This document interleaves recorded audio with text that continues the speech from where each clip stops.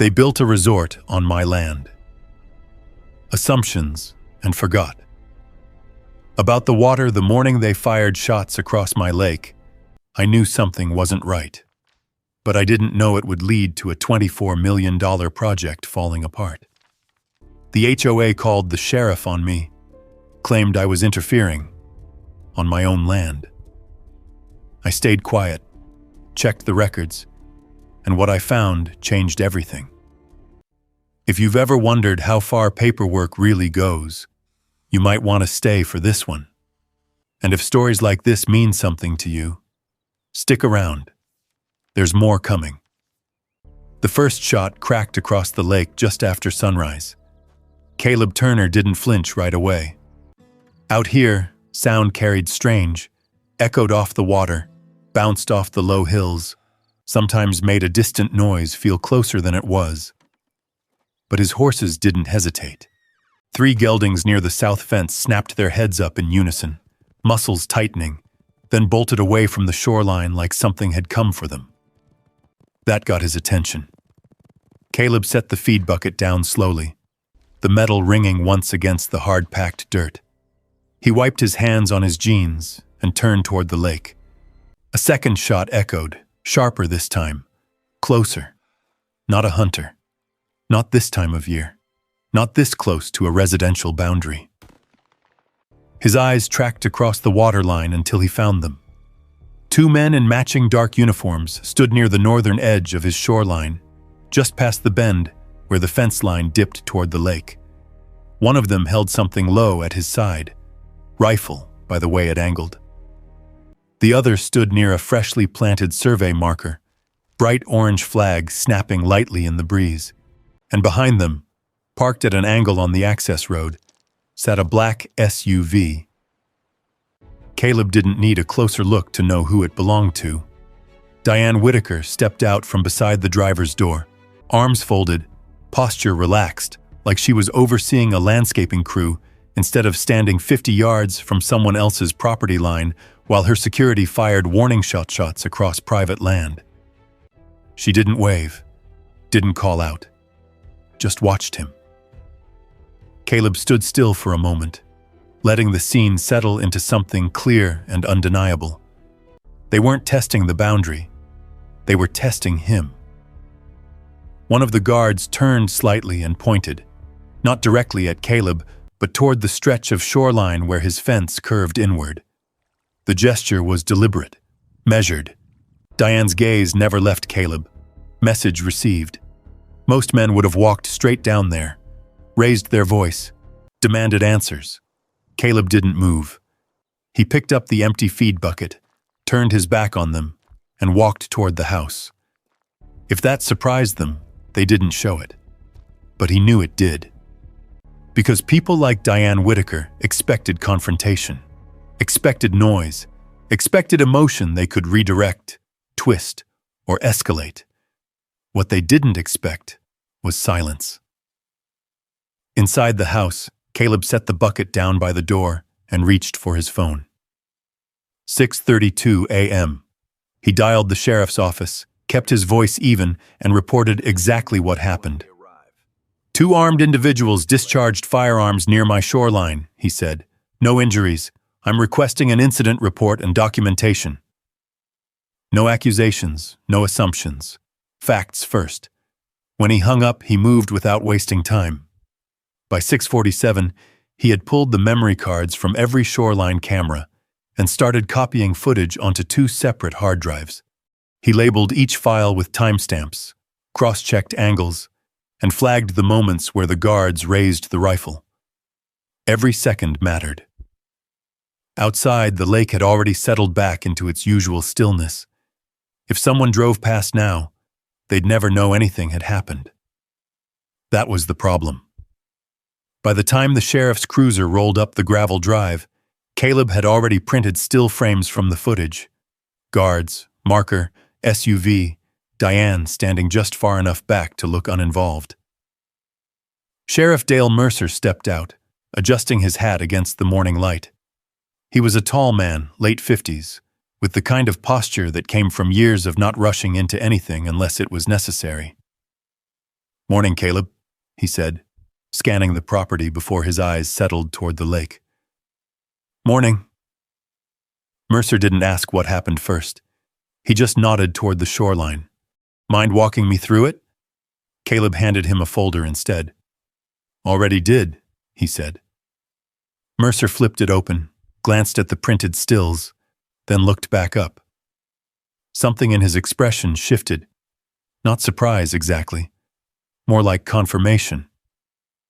They walked down toward the fence line together. Diane Whitaker didn't move from where she stood as they approached. If anything, her posture straightened, like she'd been waiting for this exact moment. "Sheriff," she said smoothly, offering a practiced smile. "Glad you could make it."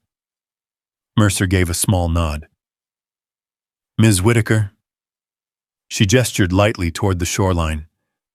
"We've had some interference with authorized development activity this morning. My security team issued standard warning measures after being approached." Caleb didn't speak. He let the words hang there. Interference. Authorized. Warning measures. Mercer's eyes shifted between them. "Anyone injured?" "No," Diane said quickly. "Of course not. Everything was controlled." Caleb met Mercer's gaze. "Shots were fired across my property line," he said. "Without permission." Diane tilted her head slightly, as if correcting a minor misunderstanding. "This section falls within access coordination related to the Blue Water Ridge project," she said. "We have documentation supporting our position." She reached into a folder inside her SUV and pulled out a set of neatly printed papers. Tabs, highlights, everything polished for presentation. She handed them to Mercer with the confidence of someone who had used them before. "These outline our legal access rights," she added. Mercer took the documents, scanning the first page. He didn't comment right away. Caleb watched Diane instead. Not her words, her certainty. Because certainty like that didn't come from truth. It came from repetition, from saying something enough times, in enough rooms, to enough people, until nobody questioned it anymore. Mercer closed the folder after a moment. "I'll need to review these properly," he said, "and I'll be filing an incident report based on what happened this morning." Diane's smile didn't fade. "Of course." Then she looked directly at Caleb for the first time since the sheriff arrived. "You understand we're moving forward regardless," she said. "Delays at this stage aren't really an option." There it was. Not a threat. A statement. Caleb felt the weight of it settle. Pressure. Expectation. Momentum already in motion. He reached into his back pocket and pulled out a folded document. No tabs. No highlights. Just a certified copy. His deed. He handed it to Mercer without a word. Mercer unfolded it, eyes scanning the legal description, the recorded boundaries, the shoreline markers. Simple. Clear. Recorded. Real. Caleb didn't look at Diane when he spoke. "I'm not interfering with anything," he said evenly. "I'm standing on my land." Silence followed. Not long. Just enough. Diane didn't argue. She didn't need to. Not yet. She stepped back toward her SUV, signaling to her guards with a small motion. They lowered the rifle, turned, and began walking toward the vehicle. Retreat. But not defeat. As the SUV door shut and the engine turned over, Diane paused just long enough to meet Caleb's eyes one last time. No anger, no hesitation, just certainty. Then she drove off. Mercer handed the deed back. "I'll file the report," he said, "and I'll follow up once I've reviewed everything." Caleb nodded. "Appreciate it." The cruiser pulled away a few minutes later, leaving the property quiet again. Too quiet. Caleb stood there for a while, looking out across the lake. Same water, same fence, same land his family had held for generations. Nothing had changed, except something had. Because now there were survey markers where there hadn't been before. Armed guards where there shouldn't have been anyone at all. And a woman who stood on the edge of his land, acting like she already owned the future of it. Caleb turned back toward the house, the question settling in his mind like something heavy and unresolved. How did I become the trespasser on my own land? And more importantly, what exactly did Diane Whitaker think she had the right to take? Caleb didn't wait for the answer to come to him. By mid-morning, he was already back at the kitchen table, the same place he'd sorted camera footage hours earlier. Now it held something else. His deed, unfolded flat, alongside a notepad filled with timestamps, names, and observations from the shoreline incident. He wasn't guessing anymore. He was building a record. At 9:12 a.m., his phone buzzed. Sheriff Dale Mercer. "Caleb," Mercer said without preamble, "I've looked over the footage you gave me." "And?" A pause. Not hesitation. Processing. "Those shots were fired away from structures and individuals," Mercer said. "That matters. It keeps it out of immediate criminal territory." Caleb leaned back slightly, eyes still on the deed. "But it doesn't make it legal." "No," Mercer replied. "It doesn't." Another pause. "I also reviewed the documents Ms. Whitaker provided," Mercer continued.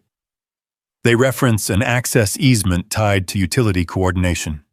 It's professionally written."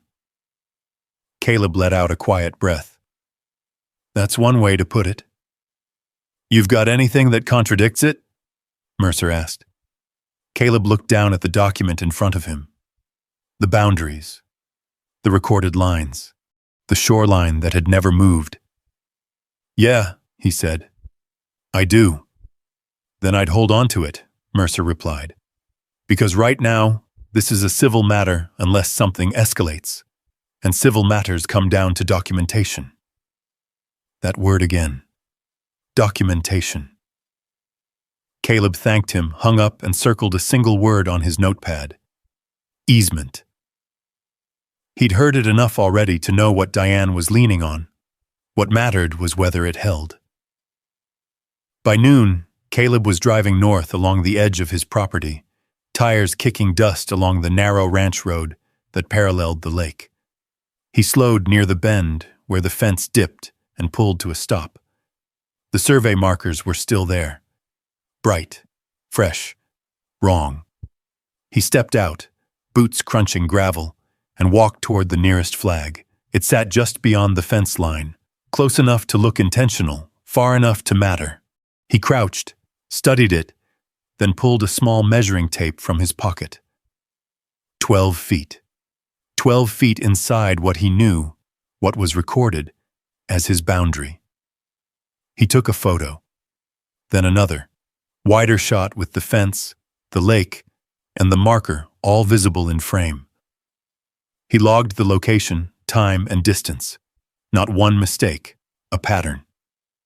Further down the line, he found 2 more markers, one off by 6 feet, another by nearly 20, each one photographed, logged, stored.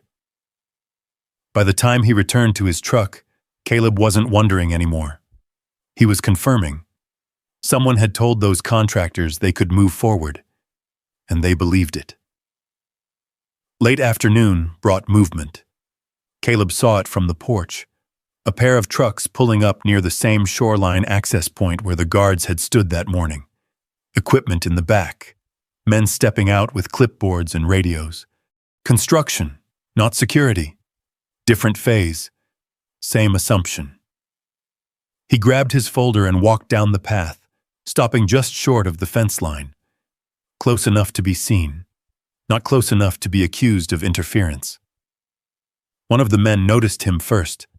A younger guy, maybe early 30s, sunburned, already sweating through his shirt.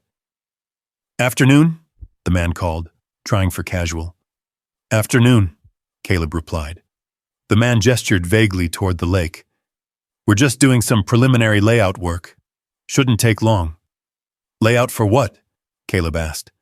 The man hesitated just a fraction. Utility routing, part of the Blue Water Ridge project. Caleb nodded once. You got authorization for that? Another pause. The man glanced back at the others, then shrugged slightly. We were told everything's cleared. Told by who? Project management, he said. We don't handle the legal side. Of course they didn't. Caleb held his gaze for a second longer, then stepped back. All right, he said. Just making sure we're all working with the same information. The man nodded, relieved the conversation wasn't turning into something bigger. Caleb turned and walked back toward the house without another word. He didn't need to argue. He needed them to keep talking. By early evening, the trucks were gone, but the markers remained.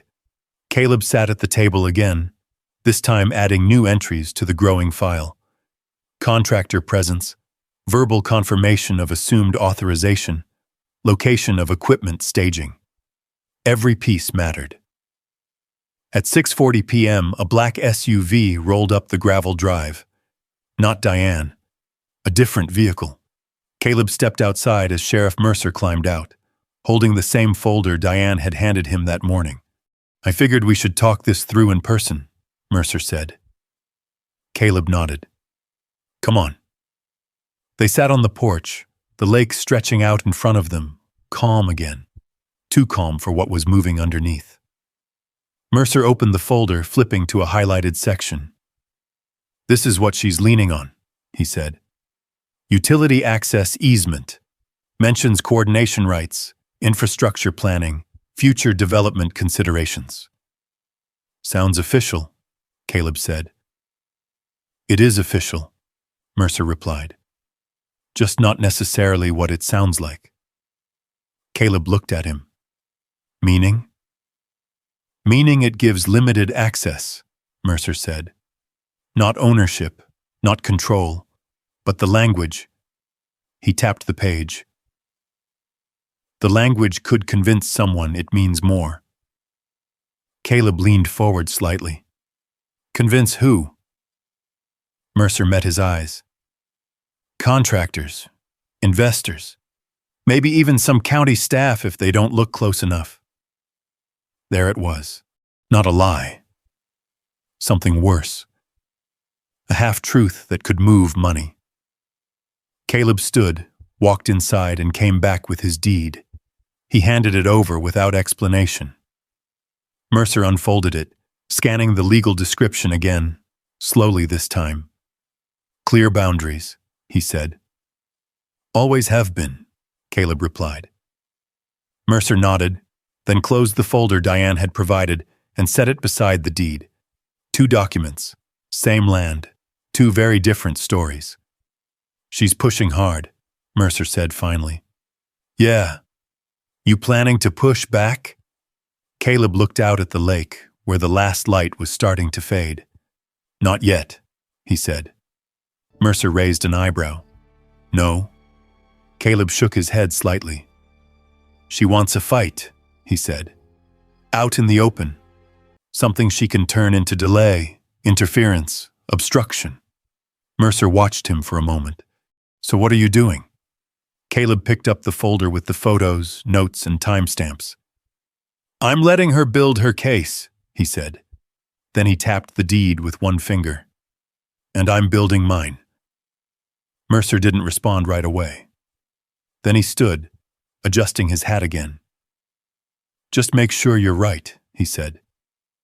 Caleb met his gaze. I am. Mercer gave a small nod and headed back to his cruiser. As the engine faded down the road, Caleb stayed on the porch, the 2 documents still sitting on the table behind him. One built on assumption, one built on record, and somewhere between them, a line in the dust that hadn't been settled yet. The question wasn't whether Diane Whitaker believed she had the right. The question was, would anyone else believe it too? By the next morning, Caleb had his answer. They already did. He saw it before he even reached the north fence line. 2 new trucks sat parked near the access road. Different crews this time, heavier equipment in the back. A compact excavator idled low, its arm resting like it was waiting for a signal. Not hesitation. Momentum.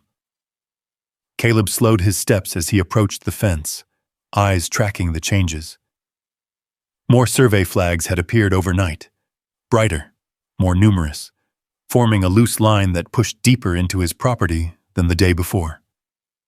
Not random, aligned. Someone had taken the time to lay them out with intent. He stepped closer, stopping just inside his side of the fence.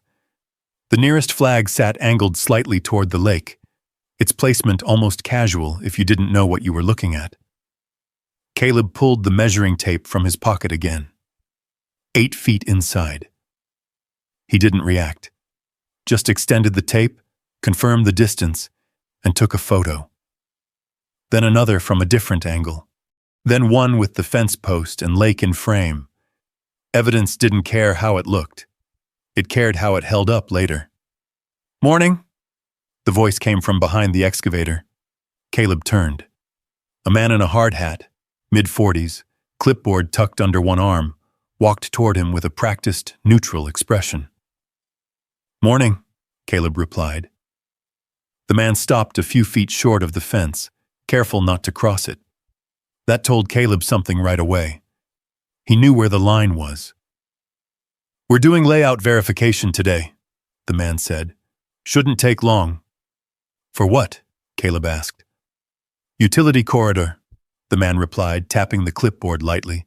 "Routing lines for water, electrical, that kind of thing." Water. Caleb let that word sit there for a second. "You've got authorization to run that through here?" he asked. The man didn't answer immediately. Instead, he flipped the clipboard open, scanning a printed sheet filled with diagrams and notes. "We've got project clearance," he said finally. "Access coordination's already been handled upstream." "Handled how?" Caleb asked. The man glanced up, then back down again. "Through the HOA and development office," he said. "We don't deal directly with landowners on this phase." There it was again. Assumption dressed like fact. Caleb nodded once, stepping slightly to the side so he could get a clearer angle on the layout sheet. "Mind if I take a look?" he asked. The man hesitated, then angled the clipboard just enough to show the top portion. Caleb didn't need long. He saw the line, a thin blue route drawn across the northern edge of his land, cutting through the same stretch where the easement ran, then widening as it approached the lake. Too wide, too confident. "That corridor's bigger than your easement," Caleb said. The man stiffened slightly.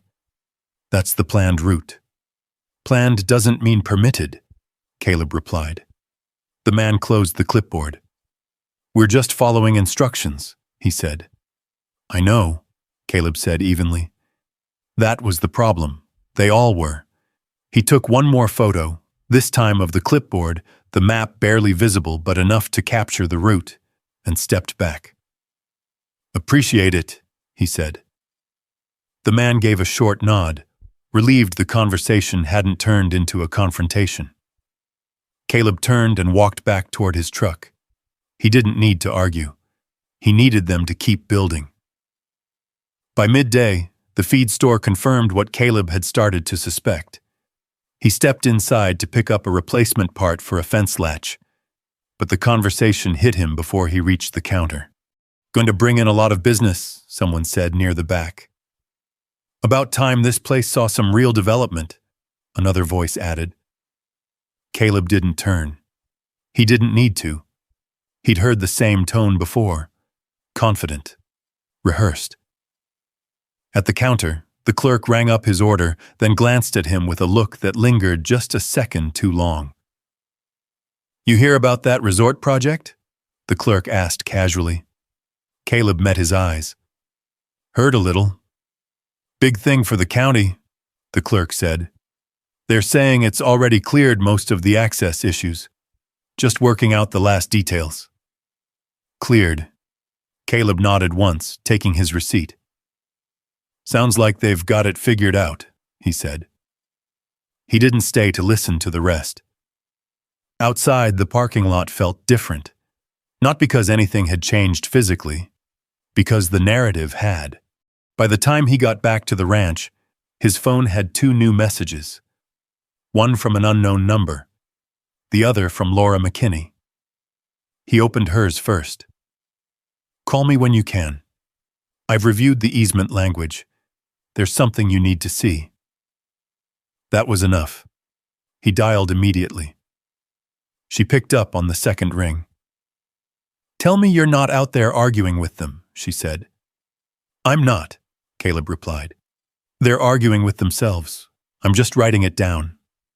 "Good," Laura said, "because I just finished going through the easement documents Diane's relying on." "And?" A pause. "The language is narrower than she's presenting," Laura said. "A lot narrower." Caleb leaned against the truck, eyes drifting back toward the lake. "How narrow?" "Utility passage only," she said. "Maintenance access. Temporary use under specific conditions. No construction rights. No expansion. No commercial staging." Caleb looked back toward the line of flags. "They're staking out more than passage," he said. "I figured," Laura replied. "And here's the part that matters. They're using wording that suggests coordination rights. It's not false, but it's incomplete." "Meaning?" "Meaning, if you read it quickly, you might think it gives them authority it doesn't actually provide," she said. "It creates the impression of permission without ever stating it directly." Caleb let out a slow breath. "That's enough to move crews," he said. "And investors," Laura added. Silence hung for a second. Then Caleb spoke. "They're not claiming ownership," he said. "They're letting people assume it." "Exactly," Laura replied. "And assumptions scale faster than facts." Caleb looked out across the water again, the shoreline calm, the flags barely visible from this distance. "They're building something," he said, "and they're acting like the land is already solved." Laura didn't respond right away. When she did, her voice had shifted, sharper now. "Then the question isn't what they're building," she said. "It's what they think they can build it on." Caleb nodded, even though she couldn't see it. "Yeah," he said quietly. He ended the call and stood there for a moment, the pieces starting to align. Survey flags out of place, contractors working off assumption, language that suggested more than it said, and a community already starting to believe it. He walked back inside, pulled out his notepad, and added a new heading at the top of the page. Survey discrepancies. Pattern emerging. Below it, he listed each flag, each measurement, each conversation. Then he underlined one sentence. Access not equal to control, because that was the line Diane Whitaker was trying to erase. And if she succeeded, it wouldn't matter what the deed said. Caleb closed the notebook, his expression settling into something steady. The land hadn't moved. The boundary hadn't changed. But the story around it had. And unless he proved otherwise, everyone was going to believe it. Caleb didn't waste the rest of the day thinking about it. He drove straight into town the next morning, a folder of printed documents on the passenger seat, and a growing sense that this wasn't going to stay contained to his fence line much longer. Laura McKinney's office sat above a small insurance agency, the kind of place that didn't advertise much because it didn't need to. People who came here usually already had a problem. Caleb stepped inside, and Laura was already waiting at the conference table, a stack of documents spread out in front of her. "You're early?" she said. "You sounded like it mattered," Caleb replied, taking a seat. "It does." She slid a printed page across the table. "This is the easement Diane's leaning on," Laura said. "Recorded 15 years ago. Utility corridor. Narrow, specific, conditional." Caleb scanned the page. The legal language was dense but familiar. Boundaries, restrictions, use cases. "Looks straightforward," he said. "It is," Laura replied. until you read how they're presenting it. She reached for another document and placed it beside the first. Now this, she said, tapping the second page, is from one of the Blue Water Ridge planning summaries. Caleb leaned in. The wording was cleaner, simpler, designed to be understood quickly. Access coordination rights across adjacent parcels are secured to support infrastructure development. He looked up.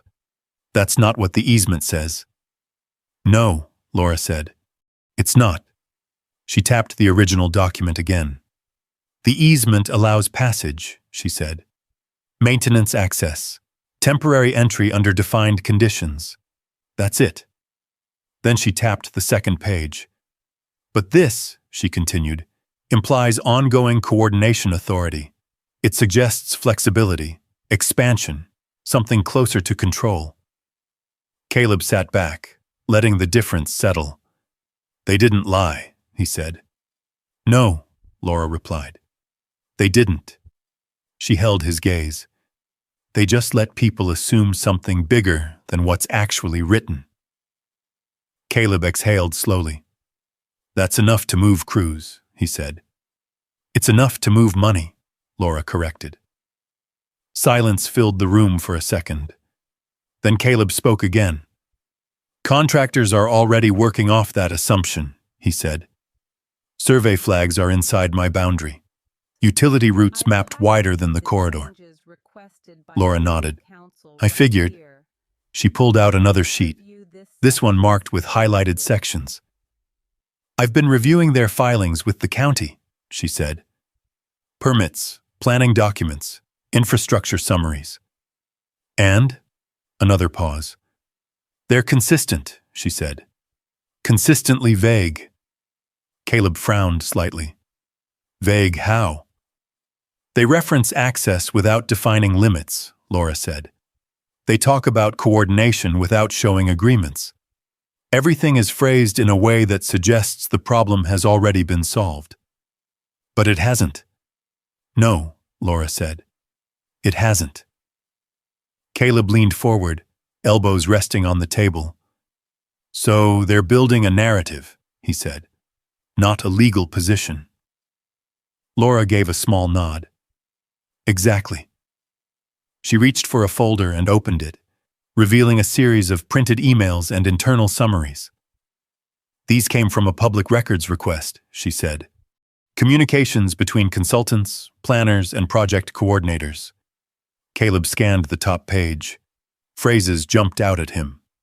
Expected cooperation, anticipated access, pending confirmation. He flipped to the next page. Same language, different sender, different date, same assumption. They're all talking like it's already done, Caleb said. Because that's how projects like this move forward, Laura replied. If enough people treat something as settled, it becomes settled in practice, even if it's not in law. Caleb looked up, and by the time someone challenges it, there's already too much invested to stop easily, Laura finished. There it was. Momentum, not permission. Caleb closed the folder slowly. They're not just pushing boundaries, he said. They're rewriting them. Laura didn't disagree. And here's the part you need to understand, she added. They don't need to win an argument with you right now. Caleb's eyes narrowed slightly. Then what do they need? They need time, she said. Time to build, time to invest, time to create a situation where stopping becomes more expensive than continuing. Caleb leaned back, the weight of that settling in. Because she was right. Every survey flag, every contractor, every conversation in town, it all pointed to the same thing. They weren't asking for permission. They were moving forward as if they already had it. Laura watched him for a moment, then slid one more document across the table. This is the actual recorded easement map, she said. Caleb unfolded it carefully. A thin corridor traced across the northern edge of his land. Narrow, clearly defined, ending well before the shoreline widened. He compared it to the photo he'd taken of the contractor's layout. Not even close. "They're outside it," he said. "By how much?" Laura asked. "Depends on the marker," Caleb replied. 6 feet, 12, 20. Laura nodded slowly. "That's enough," she said. "For what?" "For a problem," she replied. "A real one, not just a disagreement." Caleb folded the map back up, his movements deliberate. "They're counting on nobody checking," he said. "They're counting on nobody being able to stop them in time," Laura corrected. Caleb stood, walking to the window for a moment. Outside, the town moved like it always did, quiet, routine, unaware of what was shifting underneath. Behind him, Laura spoke again. "So what's your move?" Caleb didn't answer right away. Because for the first time, the shape of it was becoming clear. Not a confrontation. Not a demand. Something else. He turned back toward the table, eyes steady. "I'm not going to argue with them," he said. Laura watched him closely. "Then what are you going to do?" Caleb picked up the folder of documents, the easement, the planning summaries, the emails. "I'm going to let them keep building," he said. Laura raised an eyebrow. "That's risky." "Not if I'm documenting every step," Caleb replied. He set the folder back down and tapped the easement map. "They think this gives them control," he said. "It doesn't." Then he tapped the second document, the one with the polished language. "But this," he added, "this convinces everyone else it does." Laura nodded slowly. "So you're going to prove the difference?" Caleb met her gaze. "Yeah," he said. A beat passed. Then Laura leaned back slightly, her expression shifting from concern to something closer to agreement. "Then we need to start building a file," she said. Caleb gave a small, almost humorless smile. Already started. He thought about the flags, the contractors, the conversations, the assumptions spreading faster than the truth. And for the first time since the shot echoed across the lake, the situation felt less like something happening to him, and more like something he could take apart, piece by piece. Because if Diane Whitaker was going to rely on a lie that wasn't technically a lie, then Caleb was going to rely on something much harder to ignore, the record. And sooner or later, that record was going to catch up with her. The problem was, it hadn't caught up yet. By the end of that week, Caleb could feel the shift, not on his land, in the town. It started small. At the feed store again, a conversation that stopped half a second too late when he walked in. At the gas station, a man he'd known for years nodded, then added, "Heard you've been holding up that resort project." Holding up. Not protecting, not questioning. Holding up. Caleb didn't argue. He paid for his fuel, nodded back, and left. Because arguing now would only feed the version of the story already taking shape. 2 days later, it got louder. A printed flyer showed up at the edge of his property gate, stapled to a wooden post. Blue Water Ridge Community Update. Update. He pulled it down and read, "Economic growth. Improved infrastructure. Coordinated access across neighboring properties." The phrases were clean, repeated, familiar, too familiar. He folded the flyer once and slipped it into his truck. Not trash. Evidence. That afternoon, he saw Diane Whitaker again. Not at the lake, in town. She stood outside the county building, talking with 2 men in suits and a third with a clipboard. Someone from planning, by the look of it. Her posture was the same as always. Controlled, confident, like she already knew how every conversation would end. Caleb didn't approach. He stayed across the street, leaning against his truck, watching. Diane laughed at something one of the men said, then gestured with her hand in a wide arc, toward the direction of the ranch, the lake, the land she'd been circling all week. Presentation mode. Selling the future. One of the men nodded. Another took notes. Caleb didn't need to hear the words. He'd already read them. When the meeting broke, Diane turned, and for a brief moment, her eyes found him across the street. She didn't look surprised. She didn't look concerned. She smiled. Not friendly. Certain. Then she turned back to her group and kept talking. Caleb pushed off the truck and got in without a word. He didn't need to confront her. He needed to understand how far the story had spread. That answer came sooner than he expected. Frank Dillard pulled into the ranch just before sunset. Frank didn't visit often, not without a reason. Caleb stepped out onto the porch as Frank climbed out of his pickup, a folded packet in his hand. "Evening," Frank said, walking up the steps. "Evening," Caleb replied. "What's that?" Frank handed it over. "Came in the mail," he said. "Thought you might want to see it." Caleb opened the packet, more polished than the flyer, branded, structured, a full HOA information brief. Page 1, benefits, jobs, tourism, growth. Page 2, infrastructure, roads, emergency access. Page 3, Caleb stopped. There it was again. Coordinated access agreements across adjacent properties are progressing as planned. He looked up. "Anybody question this?" Caleb asked. Frank shook his head. "Most folks don't read past the first page," he said. "They see jobs, they see money. They stop there." Caleb flipped through the rest. Charts, projections, maps. On one page, a shaded route traced along the northern edge of his ranch. Wider than it should be. Cleaner than reality. "Where'd this come from?" Caleb asked. "HOA mailing," Frank said. "Whole neighborhood got one." Caleb nodded slowly. "They're not saying they own it," he said. "No," Frank replied. "They're saying it's handled." Handled. That word again.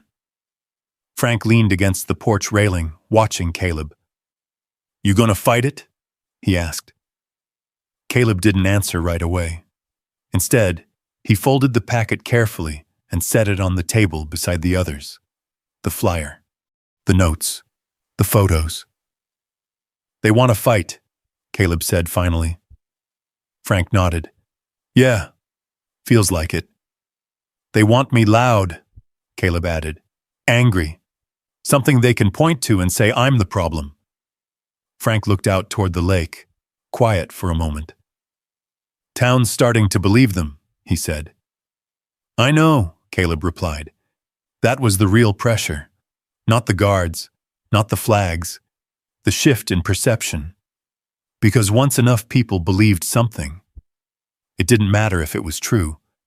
It became real in practice." Frank pushed off the railing. "Well," he said, "you've got folks still paying attention. Not everyone's buying it." Caleb nodded once. "That's enough." "For now," Frank said. He paused, then added, "Just don't wait too long. Stories like this, they get harder to stop the longer they run." Caleb watched him walk back to his truck, the engine turning over, tires kicking dust as he pulled away.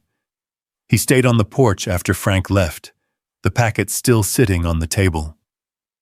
3 versions of the same thing now. Flyer, mailer, presentation. Each one cleaner than the last.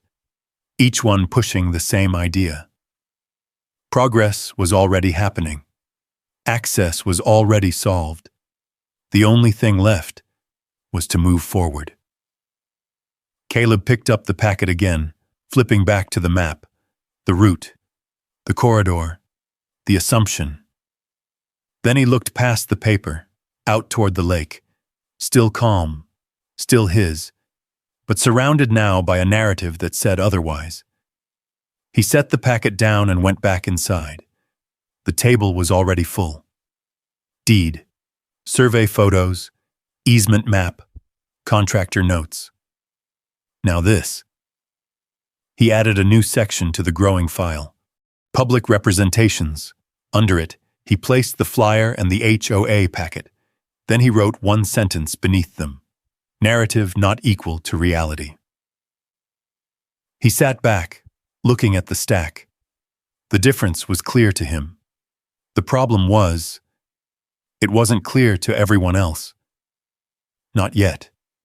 And until it was, Diane Whitaker wasn't just building a resort.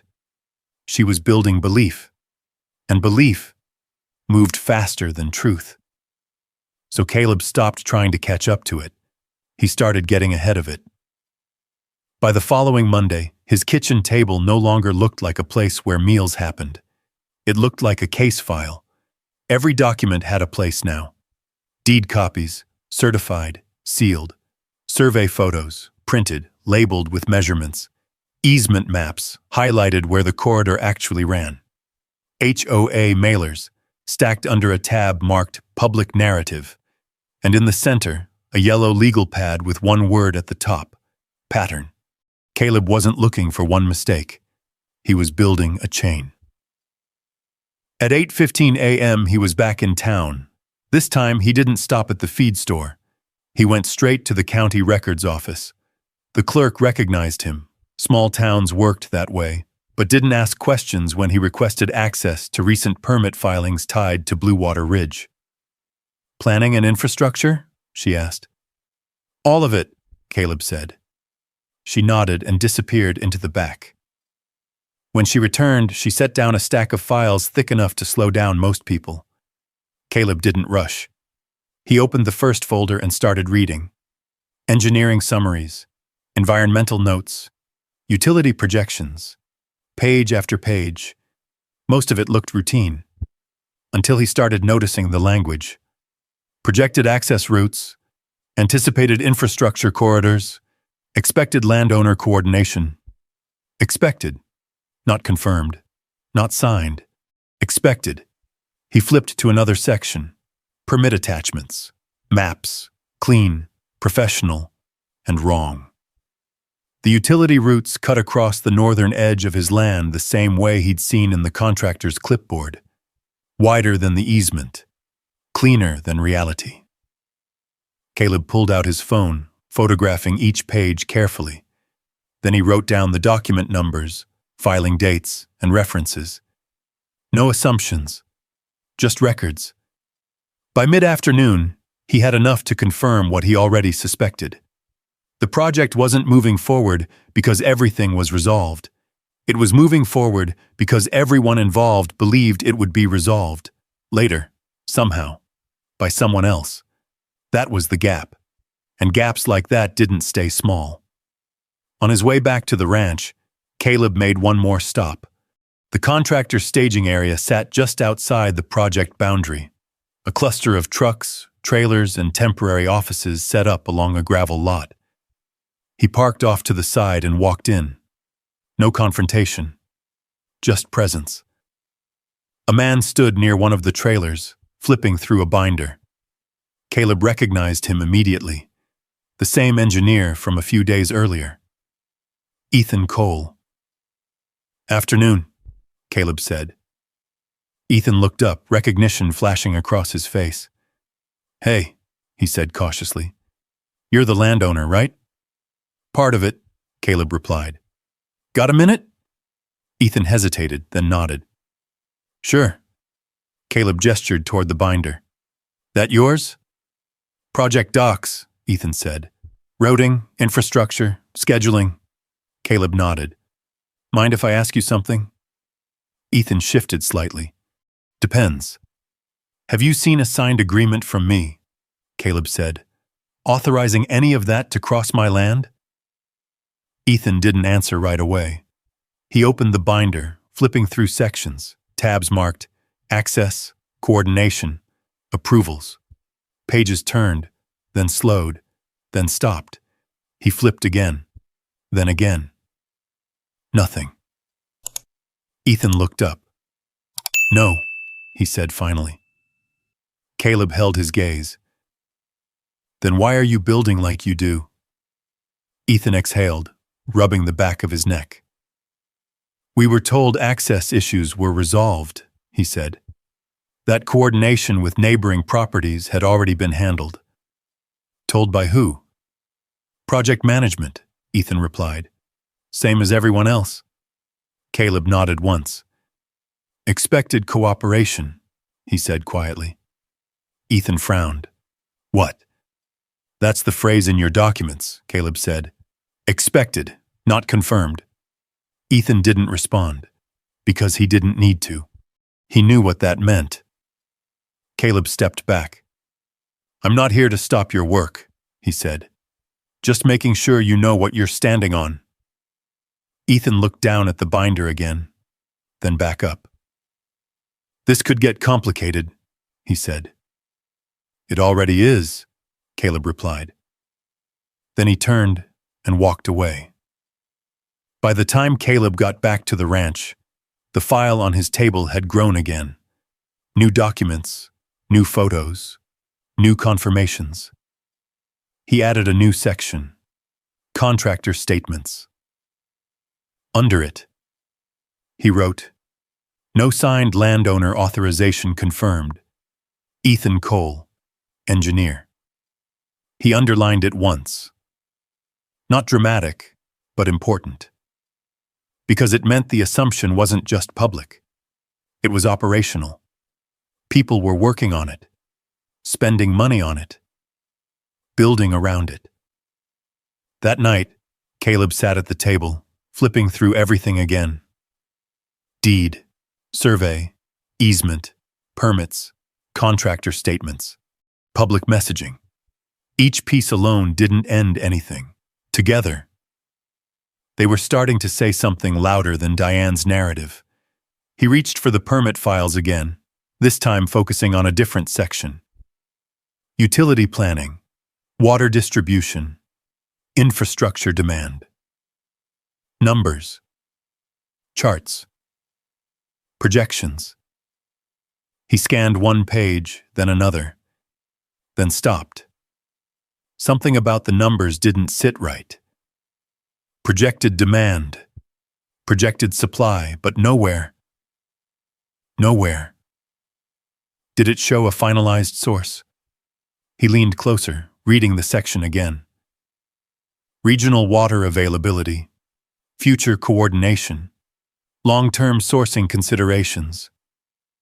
Considerations, not agreements, not rights.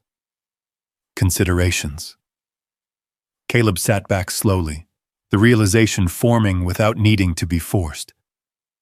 They had plans for roads, plans for utilities, plans for expansion, but the one thing that made all of it possible wasn't locked in. He looked out the window toward the lake, barely visible in the dark. Still, unchanged, essential. Then back down at the documents. They're building everything, he said quietly to himself, except the one thing they can't fake. He pulled the page free, set it aside, and wrote a new heading on the legal pad. Infrastructure dependency. Under it, one line. Water source. Not secured. He stared at it for a long moment, then underlined it. Once slow, because if he was right. This wasn't just a boundary dispute anymore. This was something bigger, something expensive, and something that, if proven, wouldn't just stop the project. It would unravel it, but only if he could prove it. Because right now, it was just another assumption. And assumptions, he already knew, were the most dangerous part of this entire situation. Because assumptions didn't need proof. They just needed time. By the next morning, Caleb wasn't looking at the lake the same way anymore. It wasn't just part of the land. It was leverage.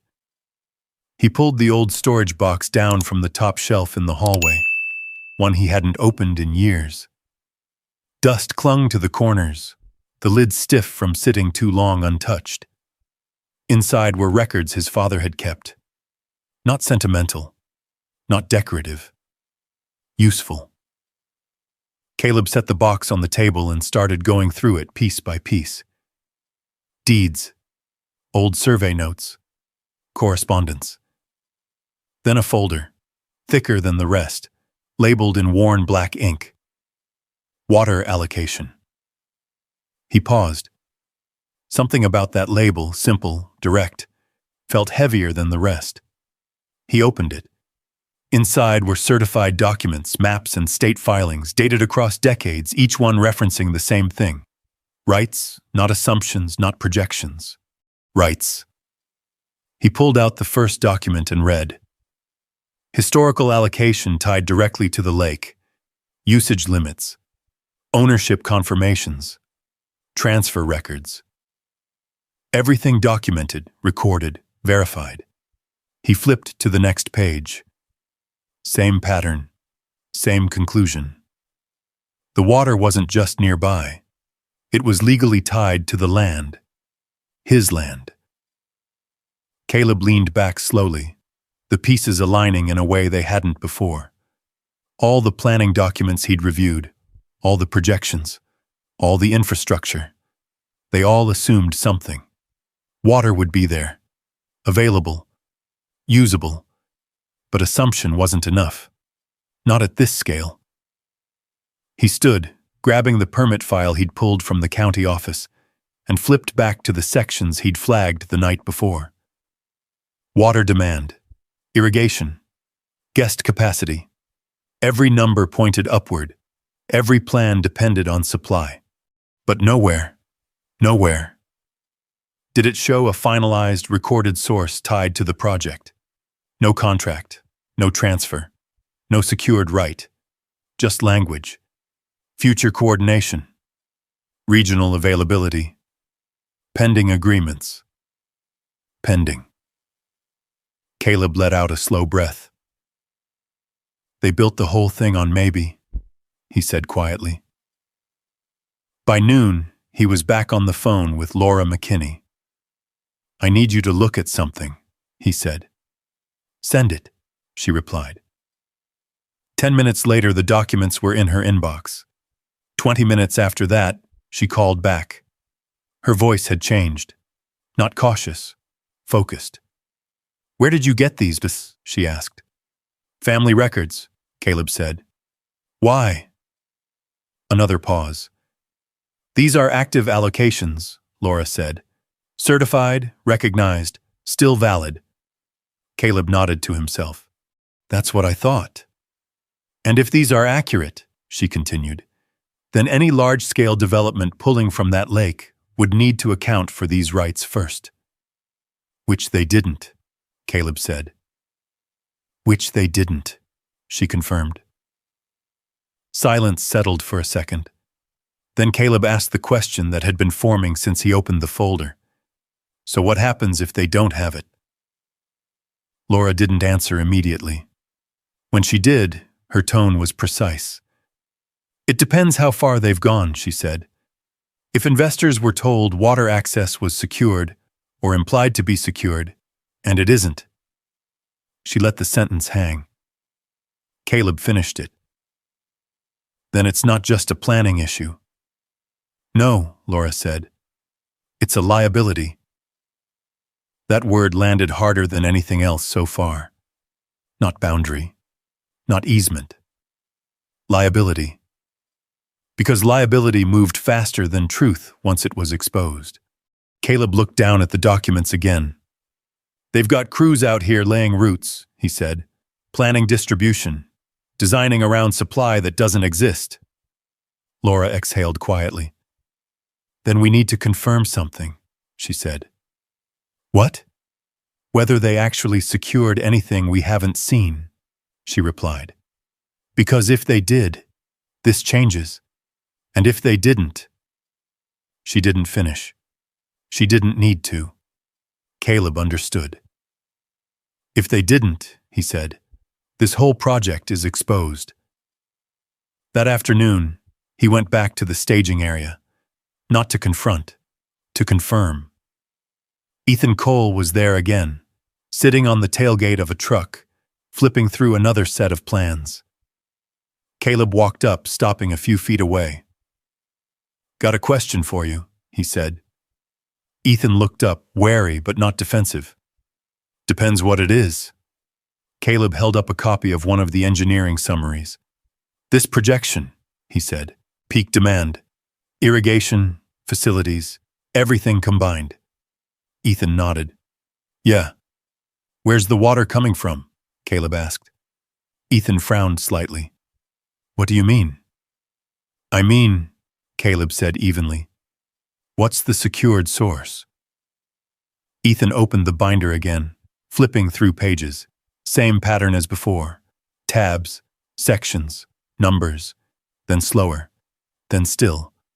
He looked up. "It's part of the regional supply plan," he said. "That's not what I asked," Caleb replied. Ethan hesitated, then said it. "We were told sourcing was being finalized." Caleb held his gaze. "Finalized," he repeated. Ethan nodded, but less certain now. "Yeah." "Meaning it's not secured," Caleb said.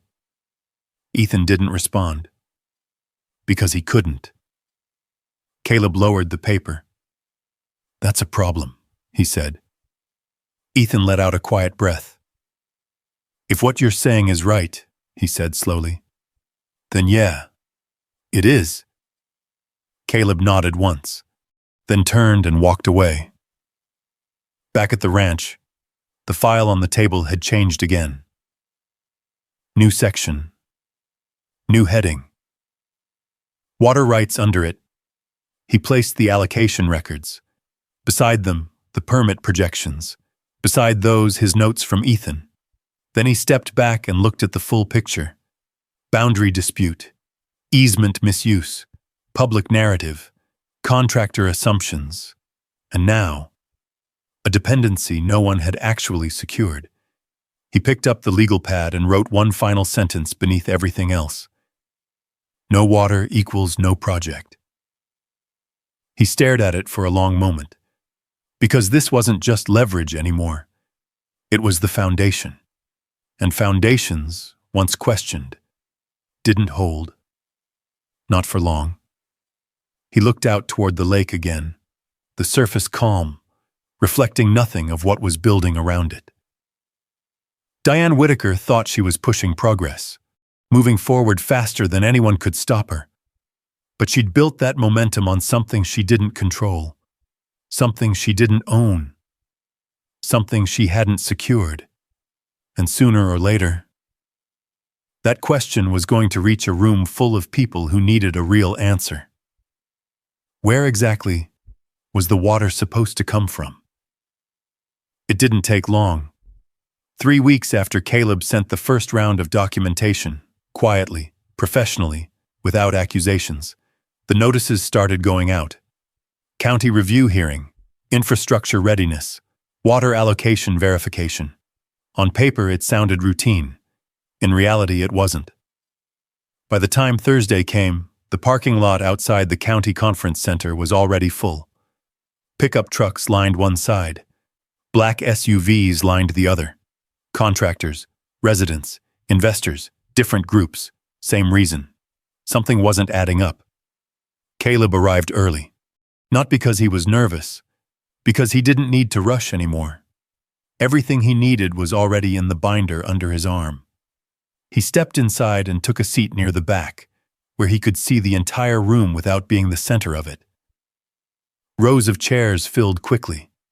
Muted conversations, low voices, paper shuffling, people comparing notes, trying to understand what had shifted. At the front, long tables were set up for county officials, engineers, and presenters. Screens behind them displayed project maps, clean, polished, confident. The same version of the story Diane had been selling for weeks. Caleb didn't look at the screens. He already knew what they showed. He was waiting for what they didn't. Diane Whitaker arrived 15 minutes before the hearing started. She moved through the room like she owned it. Handshakes, smiles, quick conversations with people in suits and people with cameras, investors, reporters, influence. She wore confidence the same way she had on the shoreline that morning weeks ago, like nothing had changed, like everything was still under control. For a moment, her eyes passed over the back rows. They found Caleb. She didn't react, didn't pause, just gave a brief, polite nod. Acknowledgement, not concern. Then she turned back to her circle and kept talking. Caleb didn't move, because this wasn't the place to interrupt her. This was the place to let her finish. The hearing began on schedule. County officials worked through the early agenda quickly.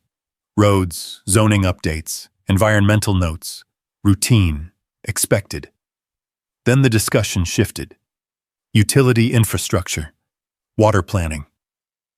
The room changed.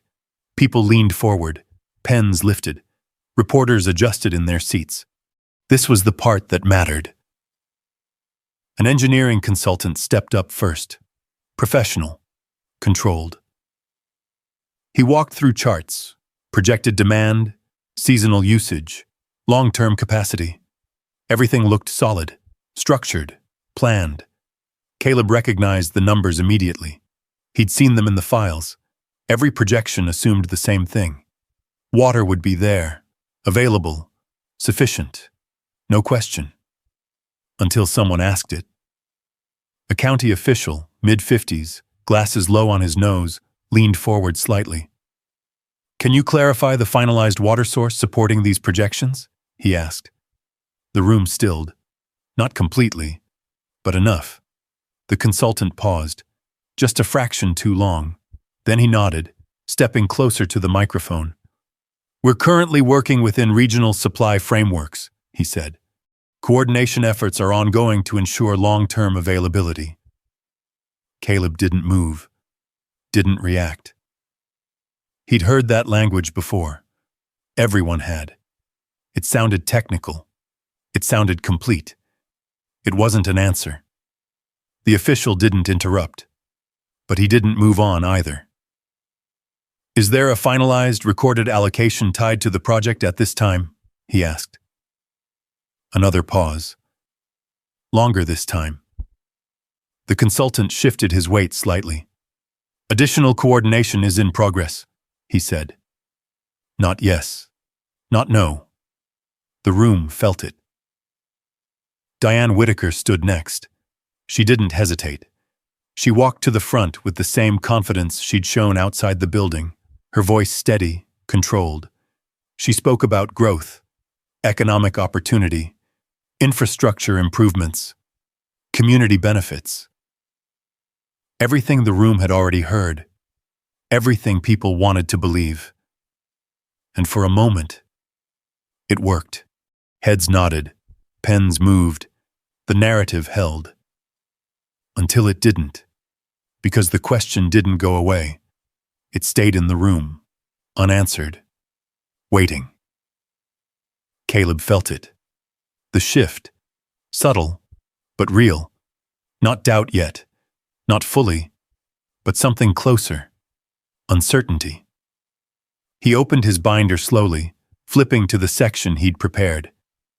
Ownership records, survey data, easement limitations, water allocation documents. Each tab marked, each page ready. He didn't rush, didn't push forward. Because timing mattered now more than anything else. At the front, another official spoke. "Before we proceed," he said, "we're going to open the floor for submitted documentation and public clarification." There it was. Not confrontation, opportunity. Names were called. Contractors, residents, consultants, each one stepping forward, adding pieces. But none of them answered the question. Not directly, not completely. Then Caleb heard it. His name. He stood. No hesitation. No rush, just movement. He walked to the front of the room, binder in hand, and placed it on the table. The screens behind him still showed projections, numbers, confidence. He didn't touch them. He connected his laptop. The display shifted. First slide. Simple. A recorded deed. Clear. Undeniable. He didn't speak immediately. He let people read. Let them process. Ownership. Not assumed. Not implied. Recorded. Then the next slide. Survey boundaries. Lines. Measurements. Distances. Where the land began, where it ended, where the easement actually ran. Not where it was being used. Where it existed. The room quieted. Not completely, but enough. Because this wasn't argument. This was fact. Caleb spoke then. Calm. Direct. This corridor allows limited passage, Hisena. It does not authorize construction. It does not expand access. It does not transfer control. No emotion. No accusation. Just clarity. He moved to the next slide. Engineering projections. The same ones shown earlier.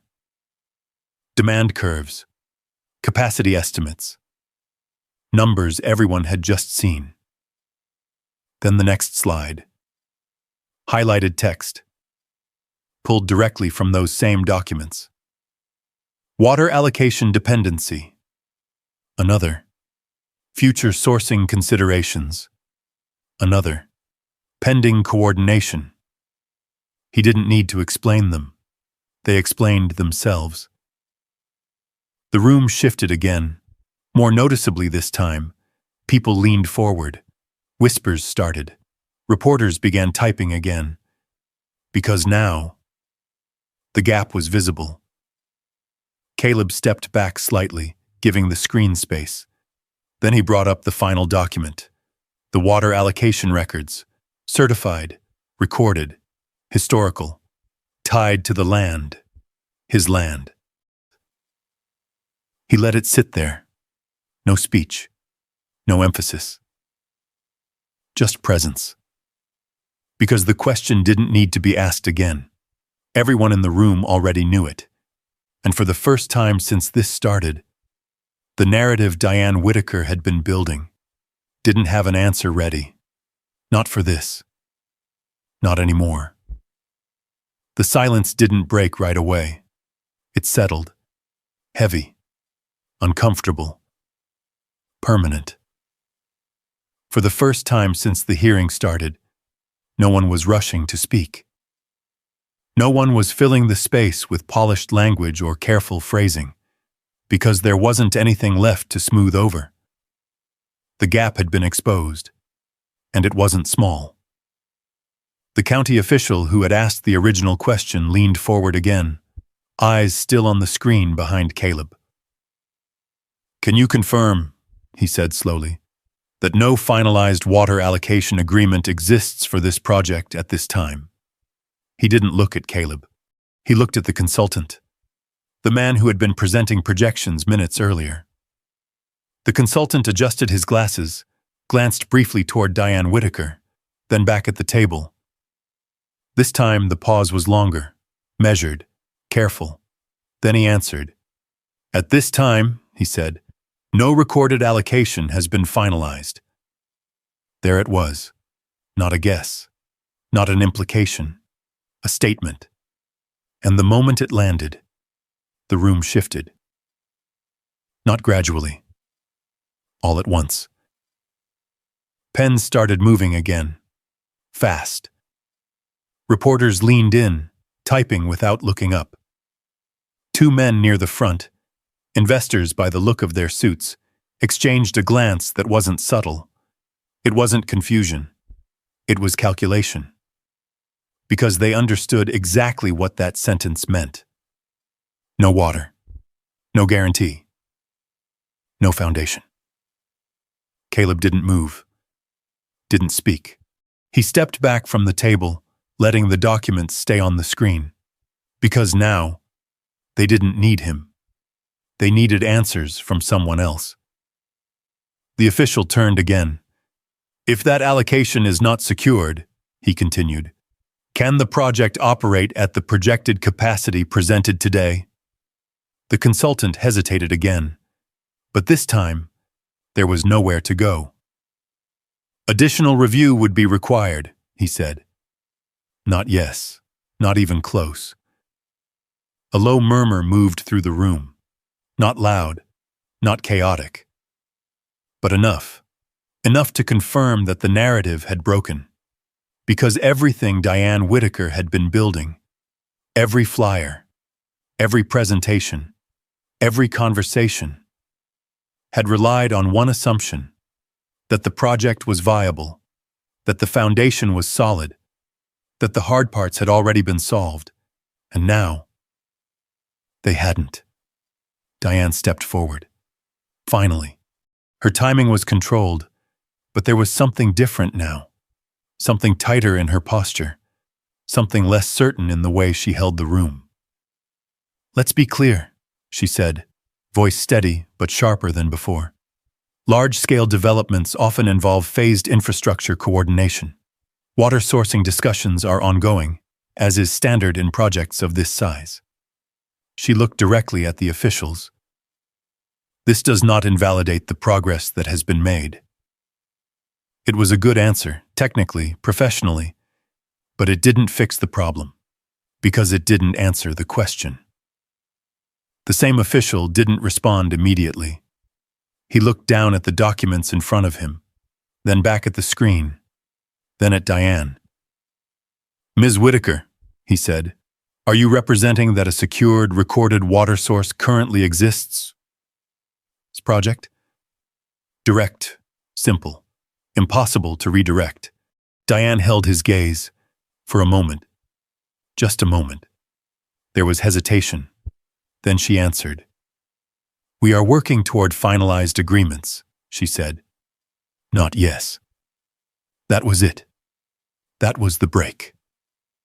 Because in a room full of people who understood risk, that answer meant one thing. Nothing was secured. Caleb watched it happen in real time. The shift, not emotional, financial, strategic. Investors leaning back, consultants checking notes, county staff exchanging documents. The conversation had moved past him completely, exactly where it needed to be. One of the investors stood. Excuse me, he said, addressing the front table. Can we confirm whether prior funding decisions were made under the assumption that water sourcing had been substantially resolved? The question wasn't directed at Caleb, or even Diane. It was directed at the process, at the system, and systems didn't respond well to gaps like this. The consultant hesitated again. We operated under projected timelines for infrastructure completion, he said carefully. Projected, not secured. Another voice from the side. A county engineer this time. Those projections appear to assume access to allocations that have not been formally documented, he said. More direct, less careful. Because now, the documents were public. The assumptions were visible, and no one could pretend otherwise. Caleb stepped away from the table completely, back into the row of chairs, back into the background, where he'd been the entire time, because this part wasn't his anymore. The hearing didn't end immediately, but it stopped moving forward. Instead, it slowed. Questions replaced presentations. Verification replaced assumptions. Reality replaced narrative. By the time the session adjourned, nothing had been approved, nothing had been denied. But everything had changed. Outside, the parking lot felt different, quieter. Not because fewer people were there, Because they were thinking. Groups formed. Conversations shifted. Phones came out. Calls were made. Caleb stood near his truck, watching it unfold. He didn't need to join in. Didn't need to explain anything further. Because the one question that mattered had already been asked and answered. A few yards away, Diane Whitaker stood with two men in suits, her voice low but controlled. She was still composed, still professional, but the certainty was gone, replaced with something else. Pressure. Real pressure. For the first time since this started, she wasn't the one setting the direction. Caleb opened his truck door, then paused, looking back toward the building one last time. Not at Diane, not at the investors, at the process. Because that was where the real shift had happened. Not in an argument, not in a confrontation. In a record. In a question. In an answer that couldn't be avoided. He got in, started the engine, and pulled out of the lot. Behind him, the conversations would continue. The reviews would start. The documents would move, and sooner rather than later, the consequences would follow. Because when a project that size lost its foundation, it didn't collapse all at once. But it didn't keep standing either. And now, everyone in that room knew it. What happened next didn't look dramatic. There were no raised voices. No one stormed out. No final declaration that the project was over. Instead, things slowed. And in situations like this, slow was where consequences lived. Within a week, the first notice came, not to Caleb, to the county, a formal request for additional verification on water sourcing tied to Blue Water Ridge. Then another. State environmental review, then another. Lender inquiry. Each one asking the same question in different language. Where was the water coming from? And this time, there was no room left for assumptions. By the second week, contractors stopped showing up at the staging area. Not completely, but enough to notice. Equipment sat idle longer. Meetings happened behind closed doors instead of out in the open. The survey flags along Caleb's boundary didn't move forward anymore.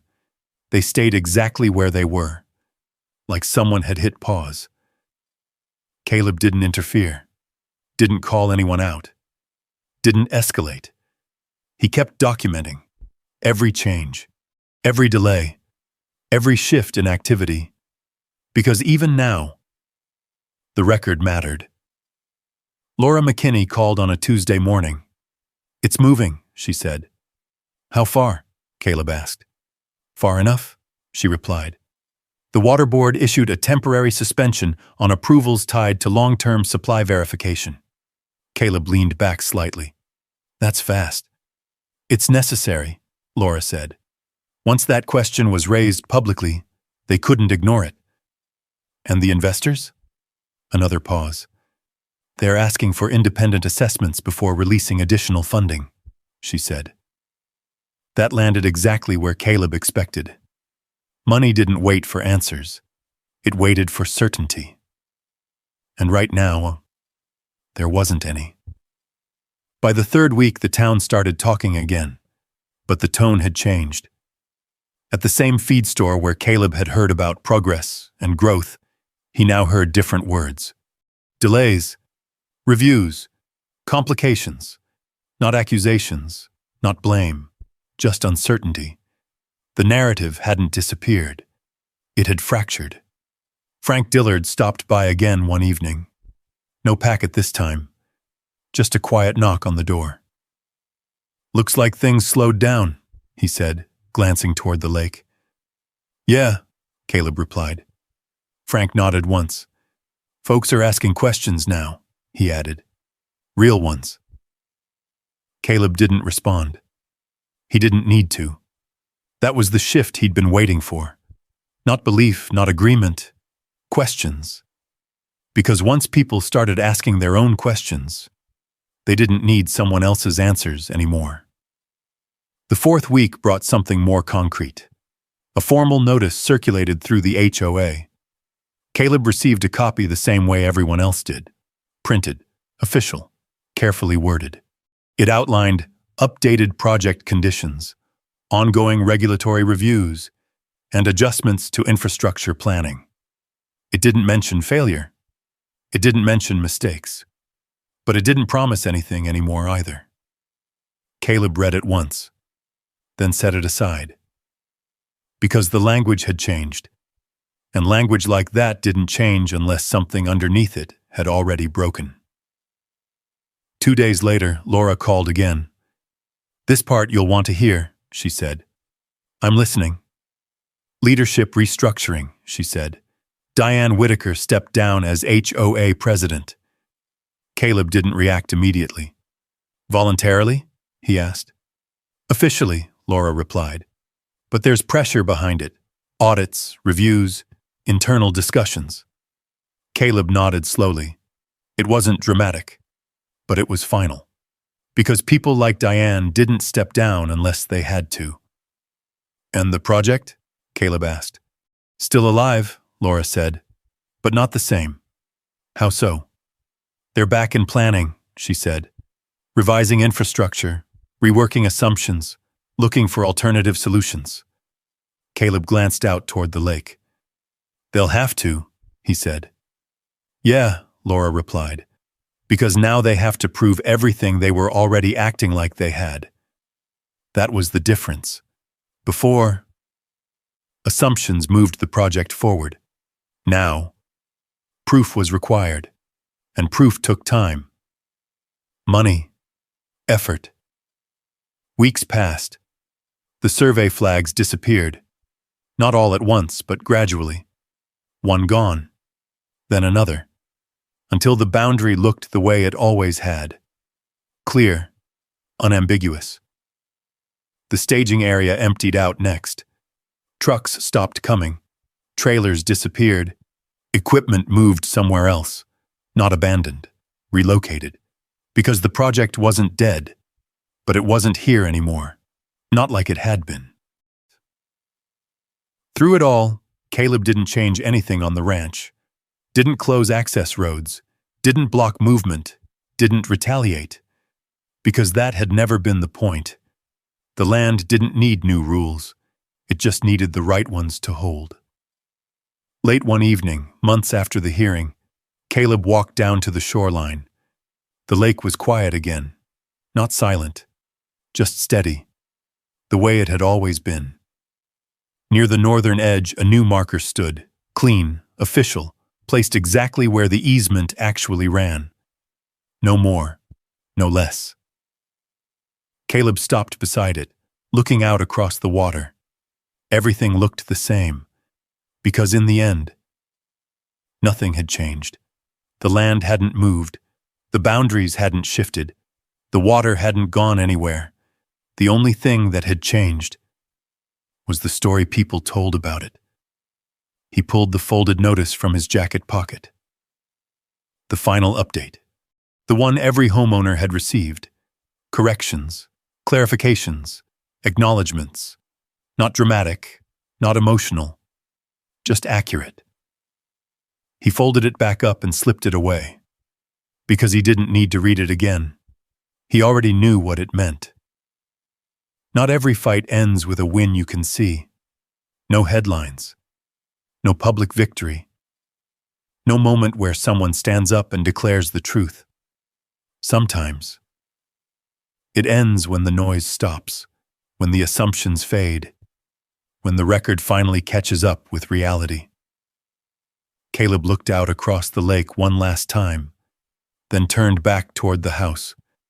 Because the ranch was still there, the water was still there, and the truth had done exactly what it always does. It held. If there's one thing this whole situation taught me, it's this: truth doesn't need to be loud to be strong. I didn't out-talk anyone, and I didn't try to outfight anyone. I just stayed patient, kept my record straight, and let the fight catch up when it matters.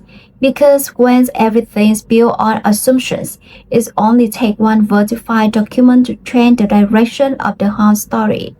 Out here, land isn't just property, it's responsibility. And sometimes the strongest thing you can do isn't to react, but to stand still and know exactly where your line is. Not everyone will see it right away, but eventually they will. If you ever deal with something like this, whether it's an HOA, a boundary dispute, or just being pushed into a corner you didn't ask for, go ahead and drop a stance in the comments. I read them, and I know a lot of folks watching have been through more than they say.